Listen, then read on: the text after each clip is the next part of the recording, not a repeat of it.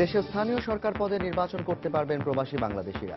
নাগরিকত্ব আইন 2016-র খসড়া সংশোধন নিয়ে আলোচনায় জানালেন প্রধানমন্ত্রী। দুঃখিত, আইনমন্ত্রী। প্রবাসীদের সাধুবাদ। প্লট জালিয়াতি মামলায় রাজুকের সাবেক চেয়ারম্যান ও পার্টিস গ্রুপ চেয়ারম্যানের ছেলে গ্রেফতার, জামিন নামঞ্জুর, পাঠানো হয়েছে কারাগারে।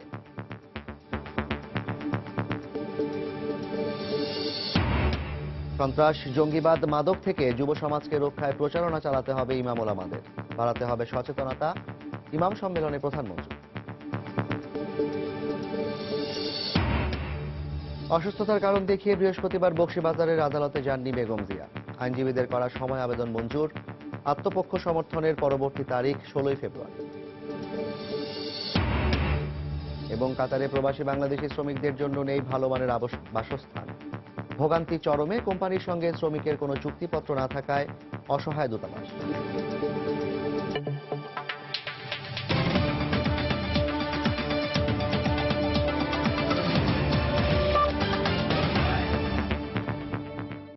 প্রবাসী সময়ের সঙ্গে আছি আমি জাফর সাদিক। দেশে স্থানীয় সরকার নির্বাচনে প্রবাসী বাংলাদেশিদের প্রার্থিতার বৈধতা রেখে নাগরিকত্ব আইন 2016-র খসড়ায় সংশোধন আনা হয়েছে। একই সঙ্গে প্রবাসী বাংলাদেশিদের জন্য সুযোগ সুবিধা রেখে আইনের কয়েকটি ধারায় পরিবর্তন আনা হবে বলে জানিয়েছেন আইনমন্ত্রী আনিসুল হক। বৃহস্পতিবার দুপুরে রাজধানীর একটি হোটেলে এ বিষয়ক এক গোলটেবিল বৈঠকে বিশিষ্টজনরা আইনটির কয়েকটি ধারায় পরিবর্তন আনার বিষয়ে গুরুত্ব আরোপ করলে আইনমন্ত্রী কথা বলেন। বিস্তারিত সাদিকুর রহমানের রিপোর্টে। দেশে নাগরিকত্ব বিষয়ক একটি পূর্ণাঙ্গ আইন প্রণয়নে নাগরিকত্ব আইন 2016-র খসড়া প্রস্তুত করা হয়। গত বছরের ফেব্রুয়ারিতে আইনের খসড়াটি মন্ত্রিসভায় অনুমোদন দেয়া হলেও পূর্ণাঙ্গ আইন হিসাবে সংসদে পাশ হয়নি এখনো। আইনের খসড়াটি মন্ত্রণালয়ের ওয়েবসাইটে প্রকাশিত না হওয়ায় এর ধারাগুলো নিয়ে স্পষ্ট ধারণা নেই প্রবাসী বাংলাদেশিদের। বৃহস্পতিবার রাজধানীর একটি হোটেলে এ বিষয়ে এক গোলটেবিল বৈঠকে বিশিষ্টজনেরা আইনটির বিভিন্ন দিক নিয়ে আলোচনা করেন। আইনের বিভিন্ন ধারাকে সংবিধানের সঙ্গে সাংঘর্ষিক উল্লেখ করে সংশোধনের দাবি জানান তারা। এই আইনে একটা কুড়িয়ে পড়া শিশু, তার নাগরিকত্ব, বাংলাদেশের নারী শ্রমিকরা বাইরে আছেন, সেখানে তারা যদি সেক্সুয়ালি এক্সপ্লয়েটেড হন, সেই শিশুর নাগরিকত্ব কি দাঁড়াবে? প্রত্যেকটা ধারায় আইনের বেসিক নোশনগুলির সাথে কনফ্লিক্ট আছে। এত বাজে আইন, এটা it should go down as one of the worst drafted law. প্রবাসী বাংলাদেশিদের রাজনীতি করার অধিকার দেয়া সহ তাদের সন্তানদের নাগরিকত্বের জন্য জন্ম নিবন্ধনের সময়সীমা বাতিলের বিষয়টি উঠে আসে আলোচনায়। বারবার আলোচনায় এসেছে সেকশন 5, যেখানে 2 বছর এই যে রেজিস্ট্রেশনের এটা আছে। আসলে এই রেস্ট্রিকশন রাখার কোনো সঙ্গত কারণ নেই। প্রবাসী বাঙালিরা টেকনোলজি আনছে, ওরা এই দেশে প্রপার্টি অ্যাকোয়ার করছে, এদেরকে আমরা এনকারেজ করব, এদেরকে আমাদের সঙ্গে রাখব।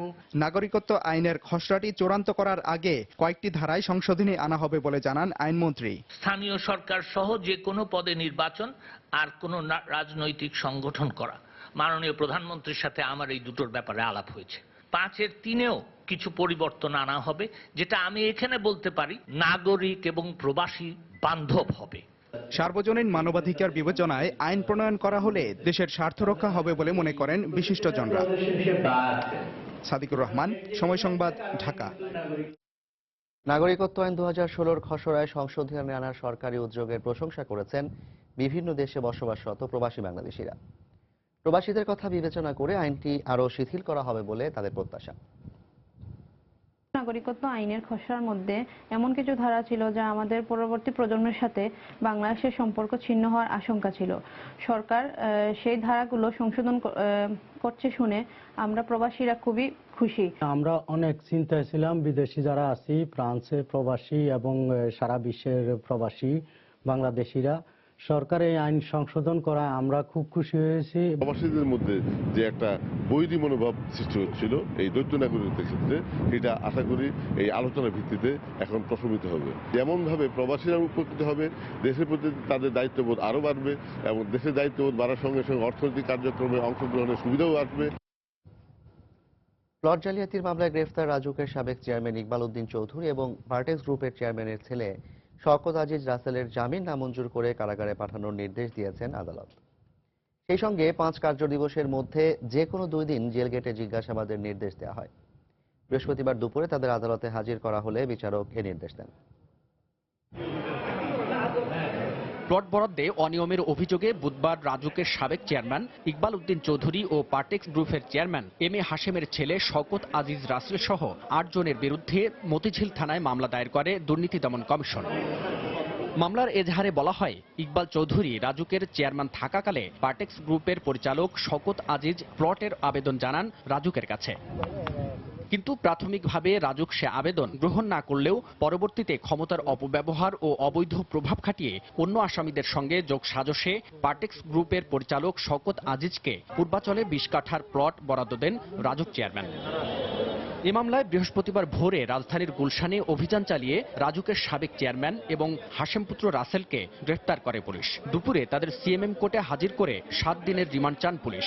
আর আসামি পক্ষের আইনজীবীরা জামিন আবেদন করেন। পরে উভয় পক্ষের শুনানি শেষে জামিন আবেদন নামঞ্জুর করে কারাগারে পাঠানোর নির্দেশ দেন আদালত। আজকে শওকত আজিজ রাসেলকে বিজ্ঞ আদালতে সোপর্দ করে তদন্তকারী কর্মকর্তা 7 দিনের রিমান্ডের আবেদন করেছিলেন। বিজ্ঞ আদালত উভয় পক্ষের শুনানি শেষে ওনাকে জেল গেটে রিমান্ডের আবেদন নামঞ্জুর করে জেল গেটে জিজ্ঞাসাবাদের জন্য বলেছেন এবং বলেছেন যে আয়োগে 5 কার্য দিবসের ভিতরে যে কোনো 2 কার্য দিবসে ওনাকে জেল গেটে জিজ্ঞাসাবাদ করতে হবে। যদিও আসামি পক্ষের আইনজীবীর দাবি মামলাটি ভিত্তিহীন। যেখানে রাজুক আমাকে চিঠি দিয়ে বলল আমার নামে জমিটি রেজিস্ট্রেশন করে নেওয়ার জন্য, রাজু কি দিল? সেখানে আমার অপরাধ কোথায়? ওই বিচার তো রাজুকে যে ব্যক্তি দিয়েছে তার হওয়া দরকার। মামলার বাকি 6 আসামির মধ্যে 5 জনই রাজুকের কর্মকর্তা। আরেকজন পার্টেক্স গ্রুপের পরিচালক শওকত আজিজের ভাই রুবেল। তাদেরকে এখনো গ্রেফতার করা যায়নি। হাবিবুল ইসলাম হাবিব, সময় সংবাদ, ঢাকা।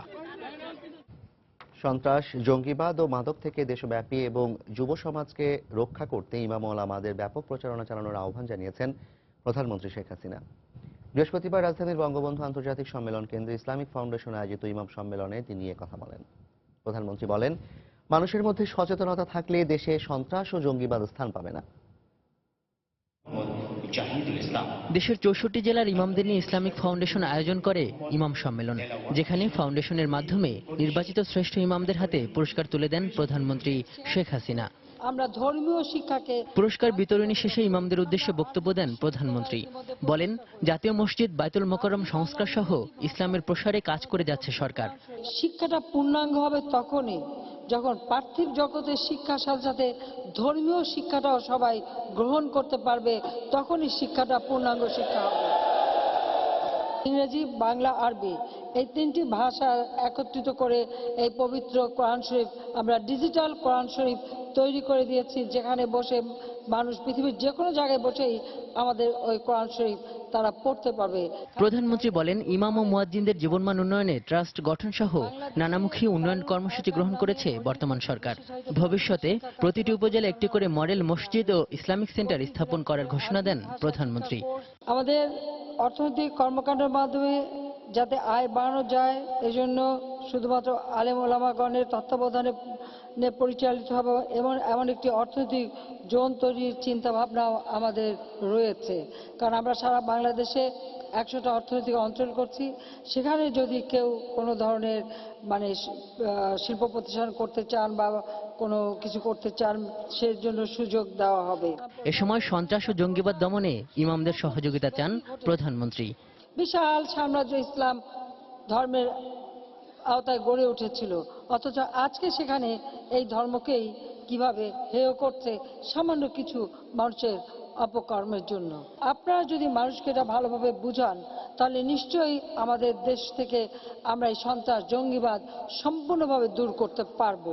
অনুষ্ঠানে হামদ, নাথ, উপস্থিত বক্তৃতা সহ বিভিন্ন ক্যাটাগরিতে জাতীয় পর্যায়ে বিজয়ীদের হাতে পুরস্কার তুলে দেন প্রধানমন্ত্রী শেখ হাসিনা। আজহার লিমন, সময় সংবাদ, ঢাকা। অসুস্থতার কারণ দেখিয়ে দুর্নীতির 2 মামলায় আত্মপক্ষ সমর্থন করে বক্তব্য দিতে বৃহস্পতিবার আদালতে যাননি বিএনপি চেয়ারপারসন বেগম খালেদা জিয়া। তার আইনজীবীদের করা সময় আবেদন মঞ্জুর করে আদালত 16 ফেব্রুয়ারি আত্মপক্ষ সমর্থনের পরবর্তী তারিখ ধার্য করেছেন।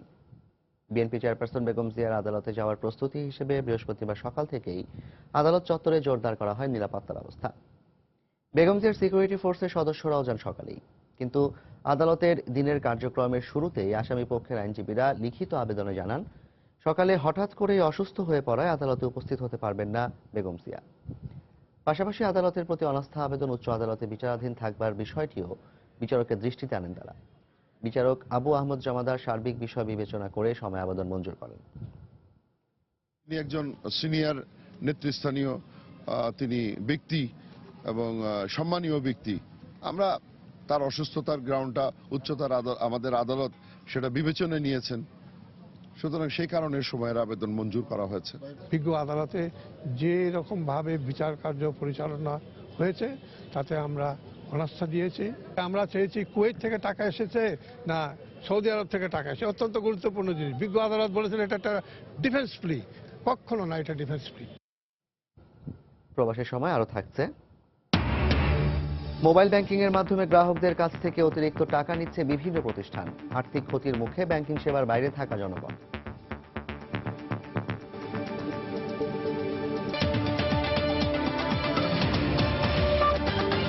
মেগাসিটি ঢাকায় ফ্লাইওভারের সংখ্যা এখন 6টি, আছে একাধিক ওভারপাসও। সাধারণত রাস্তার যানজট কমিয়ে যানবাহনকে দ্রুত গতিতে চলতে সহায়তা করাই ফ্লাইওভারের কাজ, কিন্তু অধিকাংশ ক্ষেত্রে ফ্লাইওভার হয়েছে অপরিকল্পিতভাবে। নগরবাসীর অভিযোগ, এ কারণেই দ্রুত যাওয়ার পরিবর্তে বেড়েছে ভোগান্তি। নগরীর রাস্তায় এখন দেখা দিয়েছে দোতলা যানজট। মাহমুদ রাকিবের রিপোর্ট। ফ্লাইওভারের প্রবেশ মুখ দখল করে আছে বাম লেনের গাড়ি, তাই উপরে ফাঁকা থাকলেও যানবাহনগুলোকে উঠতে হচ্ছে ধীর গতিতে। কিছু সময় গাড়ি চললেও ফ্লাইওভারের মাঝখান থেকেই শুরু হয় দীর্ঘ যানজটের। রাজধানীর ব্যস্ততম এলাকা বনানী থেকে মহাখালী ফ্লাইওভারের প্রতিদিনকার চিত্র এটি। মগবাজার ফ্লাইওভার কিংবা বিজয়সরণী ওভারপাসের অবস্থা আরো ভয়াবহ। নগরবাসীর সুবিধার্থে এসব করা হলেও ভুক্তভোগীরা বলছেন অপরিকল্পিত ফ্লাইওভারের কারণে রাস্তার যানজট টেনে তোলা হয়েছে আকাশে। ওটার সময় অর্ধ ভালোই আসি, পরে আর নামতে পারি না। ফ্লাইওভারটা হতে ভেবেছিলাম যে জ্যাম উপরে থাকবে না, তাড়াতাড়ি চলে যাবো, কিন্তু দেখা যায় যে উপরেও জ্যাম থাকে, এই জন্য যেতে তো দেরি হয়ে যায়। পৃথিবীর অন্যান্য দেশে ফ্লাইওভারের সামনে কিন্তু এত মোট থাকে না। মহাখালী ফ্লাইওভারটা যদি আপনি আবিস্কো ক্রস করে দিত, ওদিকে প্রাইম মিনিস্টার কার্যালয় ক্রস করে দিত, তাহলে হয়তো এরকম কোনো যানজট হতো না। ইন এবং আউট এই পয়েন্টটা যখন প্ল্যানটা করছে গভর্নমেন্ট, তখন মনে হচ্ছে যে দিস ইজ ওকে, বাট এটা তো তখনকার জন্য না, এটা তো 20 বছর পরের জন্য প্ল্যানটা করতে হবে। বিশ্লেষকদের মতে আলাদা আলাদা 5টি সেবাদানকারী সংস্থার মাধ্যমে নির্মিত হয়েছে রাজধানীর ফ্লাইওভারগুলো। ফলে একটির সাথে আরেকটির কোনো সমন্বয় না থাকায় এর সুফল পাচ্ছেন না নগরবাসী। এগুলো এখন গোঁদের উপর বিস্ফোরণে পরিণত হচ্ছে। প্রতিটা ফ্লাইওভার এক একটা পুল সিরাতে পরিণত হয়েছে, এবং যখনই তারা পুল সিরাত পার হচ্ছে তার পর মুহূর্তেই নিচে ব্যাপক জটিলতা তৈরি হচ্ছে। এগুলোকে যদি সংযোজন করা যায় এবং এক অংশ থেকে আরেক অংশ নিরবিচ্ছিন্ন করা যায়, তবে এর সুফল আমরা পেতে পারব। সমস্যা সমাধানে ঢাকাকে কেন্দ্র করে 2035 সাল পর্যন্ত দীর্ঘমেয়াদী মহাপরিকল্পনার পাশাপাশি বিভিন্ন এলাকাকে সংযুক্ত করে ঢাকায় সমন্বিত কয়েকটি ফ্লাইওভারের কথা ভাবা হচ্ছে বলে জানিয়েছে ডিটিসিএ। আমাদের পরিকল্পনা হলো একটি ফ্লাইওভার ঢাকার বাইরে থেকে উঠে এটা ঢাকার বাইরে বের হয়ে যেতে পারে, সেইভাবে আমাদের এসটিপিতে সুপারিশ হয়েছে। বিশ্লেষকরা বলছেন শত শত কোটি টাকা ব্যয়ে নির্মিত ফ্লাইওভার থেকে কাঙ্ক্ষিত সুফল পেতে হলে বন্ধ করতে হবে ফ্লাইওভারে ওঠা ও নামার মুখের সব মোড়গুলো। এছাড়া নগরের যানজট নিরসনে এলিভেটেড এক্সপ্রেস ও ফ্লাইওভারের মতো আরও যেসব বড় বড় প্রকল্প হাতে নেওয়া হয়েছে, তাও যদি একইভাবে সেবাদানকারী সংস্থাগুলো যে যার মতো অপরিকল্পিত সমন্বয়হীনভাবে করতে থাকে, তাহলে অদূর ভবিষ্যতে মেগাসিটি ঢাকার পুরো সড়ক ব্যবস্থায় হয়তো মুখ থুবড়ে পড়তে পারে বলে আশঙ্কা তাদের। মাহমুদ রাকিব, সময় সংবাদ, ঢাকা। নিরপেক্ষ নির্বাচন অনুষ্ঠানে নতুন নির্বাচন কমিশন প্রতিশ্রুতি অনুযায়ী কাজ করবে বলে আশা প্রকাশ করেছেন জাতীয় পার্টির চেয়ারম্যান হুসেইন মোহাম্মদ এরশাদ। বৃহস্পতিবার সকালে রাজধানীর ডিপ্লোমা ইঞ্জিনিয়ার্স ইনস্টিটিউট মিলনায়তনে দলের যৌথ সভায় একথা বলেন তিনি। এ সময় তিনি বলেন, অতীতের কোনো নির্বাচন কমিশন জাতীয় পার্টির সঙ্গে সুবিচার করেনি বলে ক্ষোভ প্রকাশ করেন। ক্ষমতায় যাওয়ার জন্য জাতীয় পার্টি সাংগঠনিকভাবে শক্তিশালী হয়েছে মন্তব্য করে নেতাকর্মীদের ভোট চুরি ঠেকাতে ঐক্যবদ্ধ হওয়ার নির্দেশ দেন এরশাদ।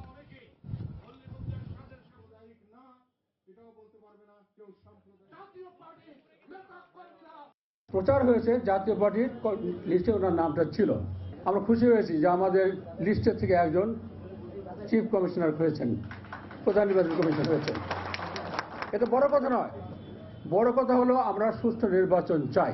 উনি প্রতিশ্রুতি দিয়েছেন, উনি কারো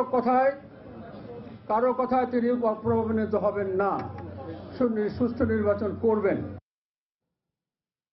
নতুন প্রধান নির্বাচন কমিশনার আওয়ামী লীগের মুখপাত্র মতো কথা বলেন বলে অভিযোগ করেছেন বিএনপির সিনিয়র যুগ্ম মহাসচিব রুহুল কবির রিজভী। বৃহস্পতিবার সন্ধ্যায় নয়াপল্টনে দলের কেন্দ্রীয় কার্যালয়ে সংবাদ সম্মেলনে তিনি একথা বলেন। নতুন সিইসির অধীনে সুষ্ঠু নির্বাচন সম্ভব নয় বলেও মন্তব্য করেন তিনি। নতুন সিইসি তো উনি যে জনতার মঞ্চের লোক, উনি যে আওয়ামী লীগের মুখপাত্রের মতোই কথা বলবেন, এটাই তো স্বাভাবিক, এটাই তো প্রমাণিত হলো। তার পক্ষে আপনার নিরপেক্ষভাবে নির্বাচন পরিচালনা করা কিভাবে সম্ভব হবে? এই সংশয়, সন্দেহ, অবিশ্বাস তো মানুষের, সাধারণ মানুষের মধ্যে। জামায়াত এবং ভিড় থেকেই সরকারের মনে ভয় ঢুকেছে। আতঙ্কিত হয়ে বিরোধী দল নেতাকর্মীদের উপর আওয়ামী সরকারের পুলিশি আক্রমণ চালাচ্ছে। বিএনপি সহ অঙ্গ সংগঠনের নেতাকর্মীদের নিঃশর্ত মুক্তি ও আহতদের আশু সুস্থতা কামনা করছি। সাংবাদিক সাগর রুনি দম্পতি হত্যাকাণ্ডের 5 বছর পূরণের একদিন আগেও তদন্ত প্রতিবেদন নিয়ে আসার কথা শোনালেন স্বরাষ্ট্রমন্ত্রী আসাদুজ্জামান খান কামাল। তিনি জানান, রহস্য উদ্ঘাটনে তদন্ত চলছে, যে কোনো মুহূর্তে অপরাধীদের আটক করবে না। সকালে রাজধানীর এপিবিএনের প্রধান কার্যালয়ে সাংবাদিকদের সঙ্গে কথা বলেন মন্ত্রী। সাগর রুনি আমারও খুব পরিচিত ছিল, আমাদের র্যাব কাজ করছে। আমি এখনো আশাবাদী যে কোনো সময় র্যাব উদ্ঘাটন করবে এবং আপনাদেরকে জানাতে পারবে। বাবুল হত্যার এটা তদন্ত চলছে, তবে আমরা মনে হয় কাছাকাছি আসছি। আমরা কিছুদিনের মধ্যে প্রতিবেদন দিতে পারবে। প্রবাসের সময় আরো থাকছে, হায়দ্রাবাদে বহুল প্রতীক্ষিত টেস্টের প্রথম দিন শেষে ভালো অবস্থানে ভারত। মুরালির পর অধিনায়ক কোহলির সেঞ্চুরিতে বড় সংগ্রহের পথে স্বাগতিকরা।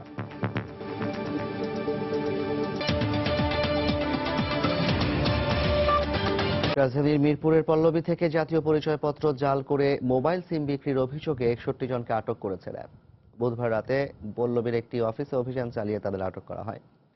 তাদের কাছ থেকে বিপুল পরিমাণ সিম কার্ড, ল্যাপটপ, সিপিও, ভুয়া তথ্য ও ছবি সম্বলিত গ্রাহক নিবন্ধন ফর্ম, ভুয়া এনআইডির প্রিন্ট কপি উদ্ধার করা হয়। বৃহস্পতিবার বিকেলে সংবাদ সম্মেলনে র্যাব জানায়, এই চক্রটি বেশ কিছুদিন ধরে জাতীয় পরিচয়পত্র ও জন্ম তারিখ ঠিক রেখে অন্যের ছবি ব্যবহার করে সিম বিক্রি করে আসছিল।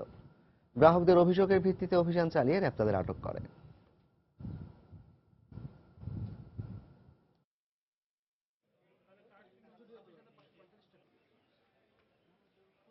তাড়াতাড়ি সিম দরকার, সে ডিটেলের কাছে যাচ্ছে, সে শুধু ফিঙ্গারপ্রিন্টটা দিচ্ছে, তার আইডি নম্বরটা দিচ্ছে। এই প্রতারক চক্র বিভিন্ন ছবি প্রিন্ট করে এবং তাদের একটা ফরম্যাট আছে, আইডি কার্ডের ফরম্যাট, সেখানে এই নম্বর এবং বার্থ জন্ম তারিখটা দিয়ে তারা এই আইডিটা প্রিন্ট করছে এবং ফর্মের সাথে ট্যাগ করছে।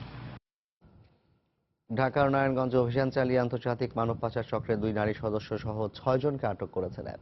বৃহস্পতিবার দুপুরে রাজধানীর কারওয়ান বাজারে র্যাবের মিডিয়া উইং সংবাদ সম্মেলনে জানান, বুধবার রাতে রাজধানী নারায়ণগঞ্জে অভিযান চালিয়ে আন্তর্জাতিক মানব পাচার চক্রের মূল হোতা সহ 6 জনকে আটক করা হয়েছে। এছাড়া অস্ত্র ও গুলিসহ মাদকদ্রব্য উদ্ধার করা হয়।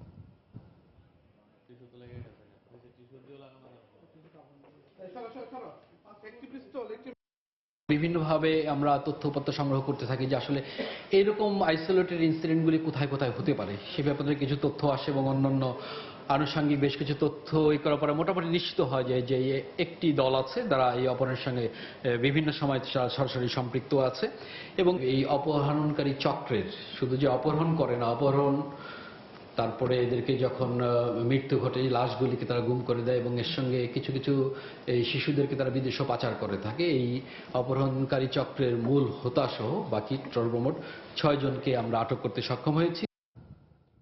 রেলওয়ে নিয়োগ পরীক্ষায় দুর্নীতির অভিযোগে পূর্বাঞ্চলের সাবেক মহাব্যবস্থাপক ইউসুফ আলী মৃধা সহ 3 জনের বিরুদ্ধে 7টি মামলায় চট্টগ্রাম আদালতে অভিযোগপত্র দিয়েছে দুদক। বৃহস্পতিবার সকালে দুদক কর্মকর্তারা অভিযোগপত্র জমা দেন। Railway goods staff, data entry operator ও কার্পেন্টার সহ বিভিন্ন পদে নিয়োগের অভিযোগে 2013 সালে ইউসুফ আলী মৃধার বিরুদ্ধে 13টি মামলা করে দুদক। তদন্তের পর 7টি মামলা থেকে তার নাম বাদ দেওয়া হয়। পরবর্তীতে 2015 সালে উচ্চ আদালতের নির্দেশে দুদক পুনরায় তদন্ত শুরু করে। দুদকের পরিচালক আজিজুল হক ভূঁইয়া 3টি এবং উপপরিচালক সৈয়দ আহমেদ 4টি মামলার তদন্ত শেষে ইউসুফ আলী মৃধা সহ 3 জনকে অভিযুক্ত করে অভিযোগপত্র দেন।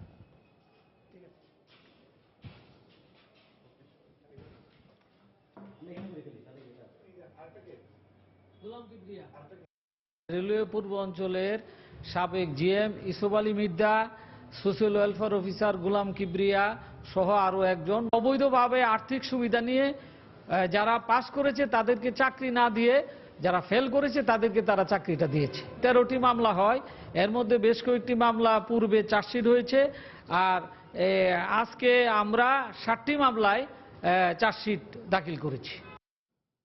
এবার প্রবাসের খবর। মাথাপিছু আয়ের হিসেবে বর্তমানে পৃথিবীর সবচেয়ে ধনী দেশ কাতার। দেশটিতে বিভিন্ন পেশায় কর্মরত রয়েছেন 3 লাখের মতো প্রবাসী বাংলাদেশি।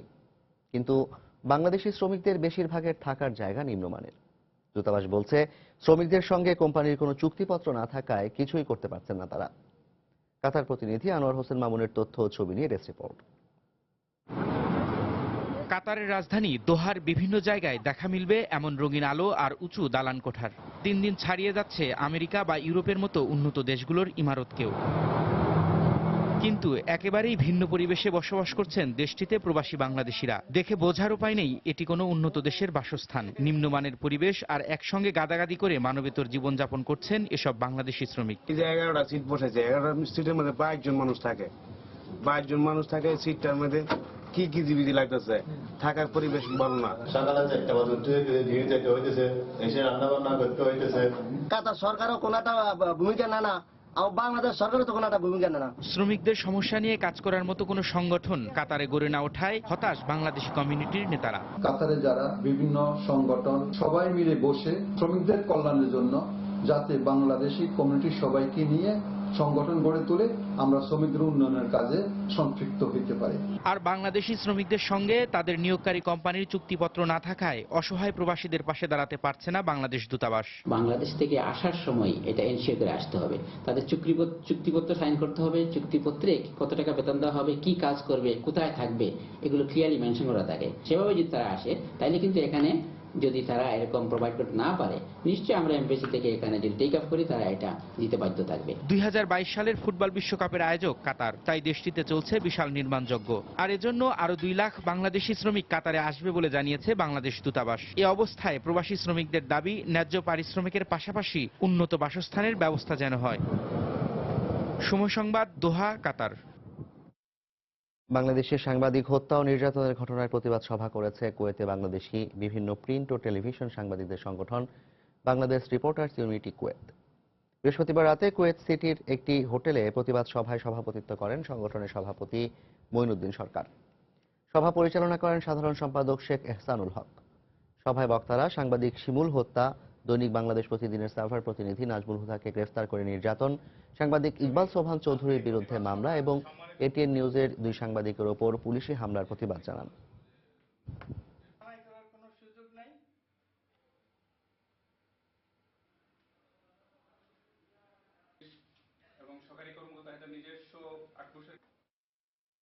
বগুড়ায় আজিজুল হক কলেজে ছাত্রলীগের দুপক্ষের সংঘর্ষকে কেন্দ্র করে ছাত্রদের 2টি মেসে আগুন দিয়েছে প্রতিপক্ষের কর্মী সমর্থকরা। এ ঘটনায় আহত 4 জনকে শহীদ জিয়াউর রহমান মেডিকেল কলেজ হাসপাতালে ভর্তি করা হয়েছে। বৃহস্পতিবার সন্ধ্যায় এই ঘটনা ঘটে। পুলিশ জানায়, কলেজ মাঠে বইমেলা উপলক্ষে সাংস্কৃতিক অনুষ্ঠানের আয়োজন করা হয়। অনুষ্ঠানে চেয়ারে বসাকে কেন্দ্র করে কলেজ ছাত্রলীগের বুলবুল ও রোফস গ্রুপের সমর্থকদের মধ্যে বাকবিতণ্ডা ও সংঘর্ষ হয়। এ সময় পার্শ্ববর্তী জহুরুল নগর এলাকায় 2টি মেসে আগুন দেওয়ার ঘটনা ঘটে। এতে চেয়ার, টেবিল ও বই খাতা সহ গুরুত্বপূর্ণ জিনিসপত্র পুড়ে যায়। খবর পেয়ে পুলিশ ও ফায়ার সার্ভিস পরিস্থিতি নিয়ন্ত্রণে আনে।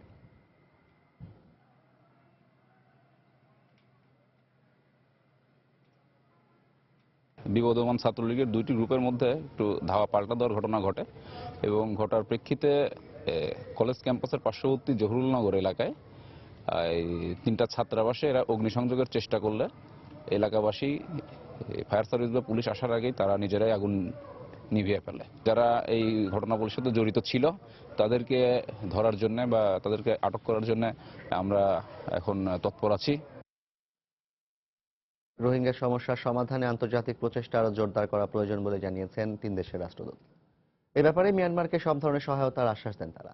বৃহস্পতিবার সকালে কক্সবাজারে রোহিঙ্গা শরণার্থী ক্যাম্প পরিদর্শন করে একথা জানান যুক্তরাজ্য, অস্ট্রেলিয়া ও কানাডার রাষ্ট্রদূত। বেলা 11টায় উখিয়ার কুতুপালং রোহিঙ্গা শরণার্থী ক্যাম্প পরিদর্শন করেন তারা। রাষ্ট্রদূতরা অনিবন্ধিত ক্যাম্প ঘুরে দেখেন। তারা রোহিঙ্গাদের খোঁজ খবরও নেন। এর আগে সকালে উখিয়া স্বাস্থ্য কমপ্লেক্স এবং কুতুপালংয়ের এসিএফ স্বাস্থ্য কমপ্লেক্স পরিদর্শন করেন তারা। এছাড়া গত বুধবার রাতে কক্সবাজারের অতিরিক্ত জেলা প্রশাসকের সঙ্গে বৈঠক করেন 3 দেশের রাষ্ট্রদূত।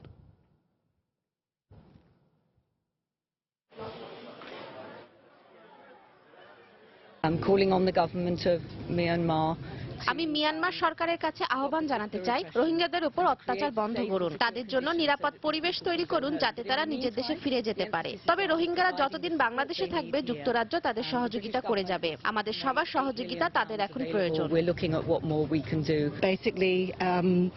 রোহিঙ্গাদের সমস্যা এটি একটি আন্তর্জাতিক সমস্যা। এ সমাধানের জন্য মিয়ানমারের পাশাপাশি আন্তর্জাতিক মহলের উদ্যোগ নেওয়া প্রয়োজন। তারা একসাথে বসে সমাধানের একটি পথ খুঁজে বের করতে পারবে। এখানকার রোহিঙ্গাদের বর্তমান পরিস্থিতি দেখে আমরা খুবই খুশি। এর জন্য স্থানীয় প্রশাসন, বিভিন্ন এনজিও এবং আন্তর্জাতিক সংস্থাগুলোকে আমি ধন্যবাদ জানাতে চাই রোহিঙ্গাদের এরকম একটি উন্নত পরিবেশ দেওয়ার জন্য। নিয়ন্ত্রণ না থাকায় দেশ জুড়ে মোবাইল ব্যাংকিং কার্যক্রম পরিচালনাকারী প্রতিষ্ঠানগুলো অর্থ লেনদেনে গ্রাহকদের কাছ থেকে অন্যায়ভাবে অতিরিক্ত টাকা নিচ্ছে বলে মন্তব্য করেছেন বাংলাদেশ ব্যাংকের সাবেক গভর্নর ডক্টর মোহাম্মদ ফরাসউদ্দিন। রাজধানীর বেইলি রোডের অফিসার্স ক্লাবে বৃহস্পতিবার জাতীয় রাজস্ব বোর্ড আয়োজিত উপকর কমিশনার সম্মেলনে তিনি বলেন, মোবাইল ব্যাংকিং কার্যক্রমকে সুষ্ঠু ব্যবস্থাপনার আওতায় আনা প্রয়োজন। এদিকে বিকল্প বিরোধ নিষ্পত্তি ব্যবস্থা কাজ করছে না অভিযোগ করে কর্মকর্তাদের চাপমুক্ত রাখতে এনবিআর এর প্রতি আহ্বান জানিয়েছেন এফবিসিসিআই সভাপতি মাতলুব আহমেদ। বিস্তারিত জানাচ্ছেন হাজিরা শিউলি। দ্রুত ও সহজে অর্থ লেনদেনের সুবিধা দিতে 2011 সাল থেকে আনুষ্ঠানিকভাবে মোবাইল ব্যাংকিং কার্যক্রমের শুরু। প্রক্রিয়াগত জটিলতা না থাকায় গত 6 বছরে এই সেবা বেশ জনপ্রিয় হয়ে উঠেছে। তবে বাংলাদেশ ব্যাংকের সাবেক গভর্নরের মতে কোনো নিয়ন্ত্রণ না থাকায় মোবাইল ব্যাংকিং এর নামে গ্রাহকদের কাছ থেকে অতিরিক্ত অর্থ হাতিয়ে নিচ্ছে এসব প্রতিষ্ঠান। এছাড়া রাজস্ব আয় বাড়াতে করজালের বাইরে থাকা বিভিন্ন খাতকে করের আওতায় আনার আহ্বান জানান সাবেক গভর্নর। সবাই বলে মোবাইল ব্যাংকিং, আমার কাছে তামাশা মনে হয়। কোনো রেগুলেশন নাই, কিচ্ছু নাই। কি করেছে, 100 টাকা পাঠালে 1 টাকা 86 পয়সা। ব্যাংকের মাধ্যমে পাঠাতে আমাকে 100 টাকায় যদি 40 পয়সা লাগে, তো মোবাইল ট্রান্সফারে কেন 1 টাকা 86 পয়সা বা 2 টাকা লাগবে? এদিকে বিকল্প বিরোধ নিষ্পত্তি ব্যবস্থা ঠিকভাবে কাজ না করায় এনবিআর এর বিপুল অঙ্কের রাজস্ব আটকে আছে বলে অভিযোগ করেন এফবিসিসিআই সভাপতি। এছাড়া কর ফাঁকিবাজ ব্যবসায়ী ও দুর্নীতিবাজ কর্মকর্তাদের চিহ্নিত করতে একটি আলাদা ইমেল আইডি খোলারও আহ্বান জানান তিনি। 32,000 কোটি টাকা, এই এত বড় বোঝা কেন একটা বিজনেস কমিউনিটি বা টানবে, কেন বা আপনিই টানবেন? এডিআর আগাতে পারছে না, not because of the business community. আমরা তো চাচ্ছি, আপনি অভয় দিচ্ছেন না মিডল অফিসার যারা এডিআর নিয়ে কাজ করেন। এডিআর নিষ্ক্রিয় থাকার অভিযোগের প্রেক্ষাপটে মার্চ মাসকে এডিআর কার্যক্রম শক্তিশালীকরণ মাস ঘোষণা করেন এনবিআর চেয়ারম্যান। ইতিমধ্যে সিদ্ধান্ত নিয়েছি পুরো মাসটি হবে the month to strengthen our ADR activities. কর কর্মকর্তাদের আগামী দিনে কর্মপরিকল্পনার নির্দেশনা দিতে প্রথমবারের মতো উপকর কমিশনের সম্মেলনের আয়োজন করে এনবিআর। হাজিরা শিউলি, সময় সংবাদ, ঢাকা। ফুটপাত নিয়ে চাঁদাবাজির মামলায় 72 জন অভিযুক্ত চাঁদাবাজকে সামাজিকভাবে বয়কটের আহ্বান জানিয়েছেন ঢাকা দক্ষিণ সিটি কর্পোরেশনের মেয়র সাইদ খোকন। বৃহস্পতিবার সকালে নগর ভবনে এক নকশা প্রদর্শন অনুষ্ঠানে তিনি এ আহ্বান জানান। সড়ক উন্নয়নের লক্ষ্যে 31টি প্রতিষ্ঠানের জমা দেওয়া নকশা থেকে বাছাইকৃত নকশা প্রদর্শন এবং সংশ্লিষ্ট প্রতিষ্ঠানকে পুরস্কার দেওয়া হবে। মেয়র পুরান ঢাকার নানা উন্নয়নমূলক কাজ তুলে ধরেন এবং আগামী বর্ষার আগেই শান্তিনগর সহ দক্ষিণের এলাকাগুলোকে জলাবদ্ধতা মুক্ত করার প্রতিশ্রুতি দেন।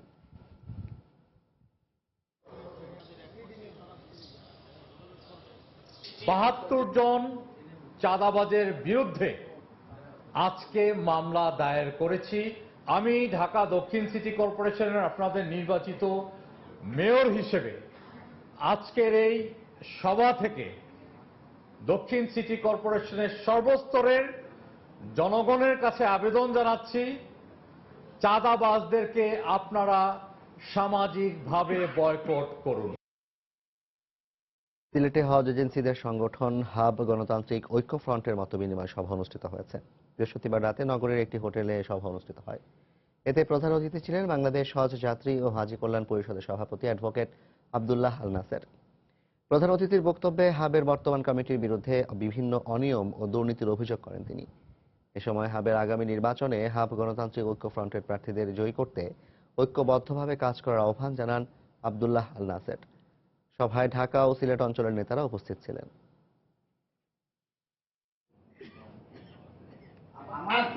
প্রতিটি সদস্য আজকে ক্ষুব্ধ। বর্তমান কমিটি দুর্নীতি করে গতবার কোঠার এই যে প্রবলেমটা সৃষ্টি করছে, 3 কোটি টাকার জমি তারা 12 কোটি টাকা দিয়ে রেজিস্ট্রি করেছে বলে আমাদেরকে মেইল দিয়েছে, যেটা সম্পূর্ণ মিথ্যা। এই হাফ পল্লীর নামে জমি ক্রয়ে 9 কোটি টাকা আত্মসাতের বিরুদ্ধে প্রতিরোধ আন্দোলন গড়ে তোলার জন্য আমি এই সিলেট থেকে এই পবিত্র ভূমি প্রত্যেকটা হাফ সদস্যদের প্রতি আহ্বান জানাচ্ছি। অমর একুশে গ্রন্থমেলার নবম দিনেও ছিল লেখক পাঠক প্রকাশকদের পদচারণায় মুখর। বৃহস্পতিবার বিকেলে বইমেলা শুরুর প্রহর থেকেই দীর্ঘ সারি দেখা যায় দর্শনার্থীদের। 9 দিনে মেলায় নতুন বই প্রকাশিত হয়েছে 125টি। এ নিয়ে মেলায় প্রকাশিত বইয়ের সংখ্যা দাঁড়ালো 800-রও বেশি। বিশিষ্ট লেখকদের পাশাপাশি তরুণ লেখকদের বই কিনতেও দেখা যায় উৎসুক পাঠকদের। বেচাকেনা ভালো হলেও ছুটির দিনগুলোতে আরো বেশি ক্রেতা সমাগমের প্রত্যাশা বিক্রেতাদের। শুক্র ও শনিবার সকাল 11টা থেকে দুপুর 1টা পর্যন্ত চলবে শিশু প্রহর। এরপর বিকেল 3:30 থেকে রাত 8:30 পর্যন্ত চলবে বইমেলা।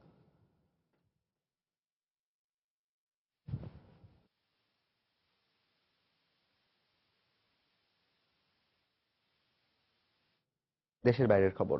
মার্কিন বিচার ব্যবস্থা সমালোচনা করে আদালতকে রাজনৈতিক প্রভাবিত বলে উল্লেখ করেছেন প্রেসিডেন্ট ডোনাল্ড ট্রাম্প। ট্রাম্পের নির্বাহী আদেশের মাধ্যমে যুক্তরাষ্ট্রে মুসলিমদের প্রবেশে নিষেধাজ্ঞার চেষ্টা করা হলে কংগ্রেসে তা প্রতিরোধের মুখে পড়বে বলে মন্তব্য করেছেন স্পিকার পল রায়ান। এদিকে 7টি মুসলিম দেশের নাগরিকদের যুক্তরাষ্ট্র ভ্রমণ নিষেধাজ্ঞার বিষয়ে বৃহস্পতিবার আপিল আদালতের চূড়ান্ত রায় দেওয়া হতে পারে বলে জানিয়েছে গণমাধ্যম। বিতর্কিত ড্যাকোটা অ্যাক্সেস পাইপলাইন নির্মাণ প্রকল্পের বিরোধিতা করে বুধবার ক্যালিফোর্নিয়ার লস অ্যাঞ্জেলেসে বিক্ষোভ করে শত শত মানুষ। কানাডা থেকে যুক্তরাষ্ট্রে অপরিশোধিত তেল পরিবহনের জন্য মার্কিন সামরিক বাহিনী চূড়ান্ত ছাড়পত্র দেওয়ার পরদিনই এর বিরুদ্ধে প্রতিবাদে নামেন পরিবেশবাদীরা। সাবেক প্রেসিডেন্ট বারাক ওবামা যে প্রকল্প স্থগিত করেছিলেন, দায়িত্ব নেওয়ার প্রথম সপ্তাহে তা অনুমোদন করেন ডোনাল্ড ট্রাম্প। এই প্রকল্পের কারণে পরিবেশ মারাত্মক হুমকিতে পড়বে বলে মত বিক্ষোভকারীদের। এর মধ্যে কোনো মার্কিন গণমাধ্যম বলছে 7টি মুসলিম দেশের অভিবাসীদের যুক্তরাষ্ট্রে প্রবেশে ট্রাম্পের নির্বাহী আদেশের বিষয়ে আদালত বৃহস্পতিবার চূড়ান্ত রায় দিতে পারে। এই অবস্থার মধ্যেই বুধবার মার্কিন বিচার ব্যবস্থার কড়া সমালোচনা করেছেন প্রেসিডেন্ট ট্রাম্প।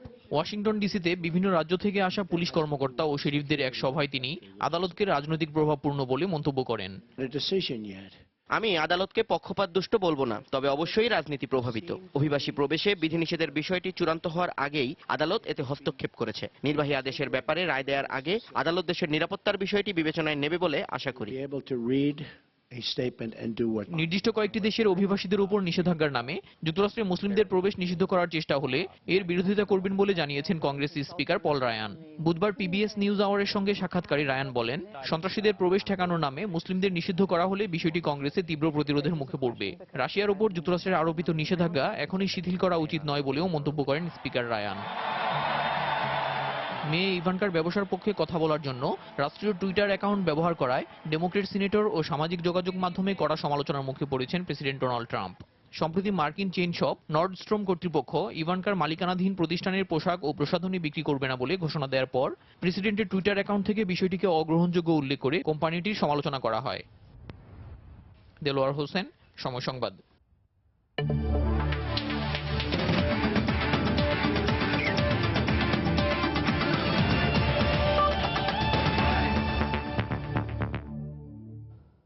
হায়দ্রাবাদ টেস্টের খবর।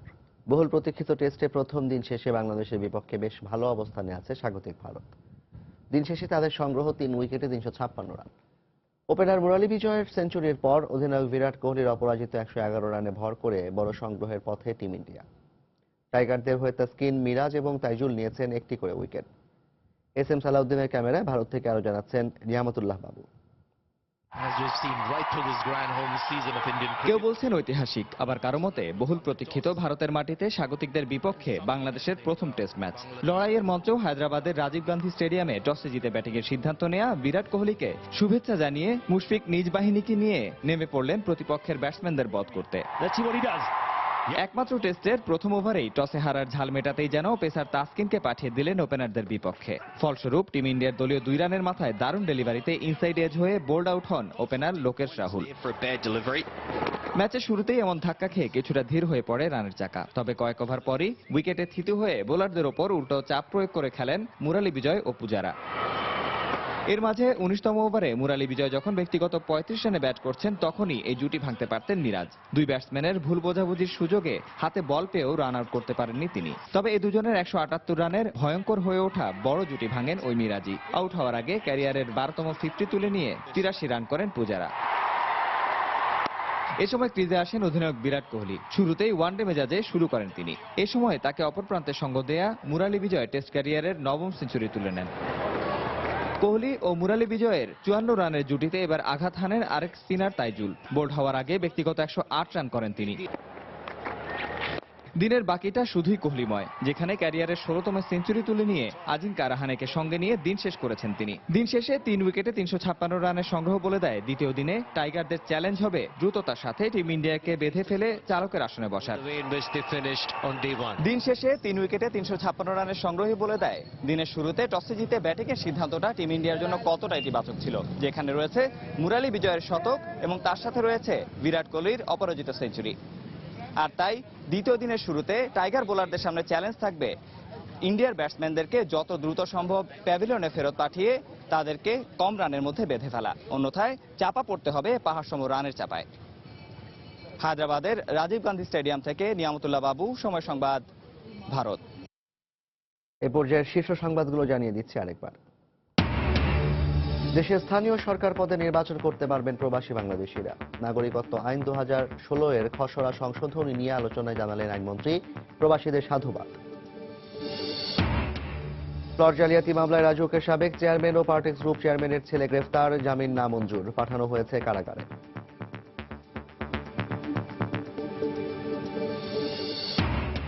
সন্ত্রাস, জঙ্গিবাদ, মাদক থেকে যুব সমাজকে রক্ষায় প্রচারণা চালাতে হবে ইমাম ওলামাদের, বাড়াতে হবে সচেতনতা। ইমাম সম্মেলনে প্রধানমন্ত্রী। অসুস্থতার কারণ দেখিয়ে বৃহস্পতিবার বকশীবাজারের আদালতে যাননি বেগম জিয়া। আইনজীবীদের করা সময় আবেদন মঞ্জুর। আত্মপক্ষ সমর্থনের পরবর্তী তারিখ 16 ফেব্রুয়ারি। এবং কাতারে প্রবাসী বাংলাদেশি শ্রমিকদের জন্য নেই ভালো মানের বাসস্থান, ভোগান্তি চরমে। কোম্পানির সঙ্গে শ্রমিকের কোনো চুক্তিপত্র না থাকায় অসহায় দূতাবাস। এই ছিল প্রবাসী সময়। যে কোনো খবর পেতে ভিজিট করুন সময়নিউজ.টিভি। যে কোনো বাংলালিংক ও রবি নম্বর থেকে সময় সংবাদের খবর, অনুষ্ঠান সম্পর্কে জানতে এবং যে কোনো তথ্য সময় সংবাদকে জানাতে ডায়াল করুন 16242 নম্বরে। এছাড়া এই মাত্র পাওয়া খবর আপনার মোবাইলে পেতে SMS করুন *BN লিখে পাঠিয়ে দিন 16242 নম্বরে। সঙ্গে থাকুন সময়।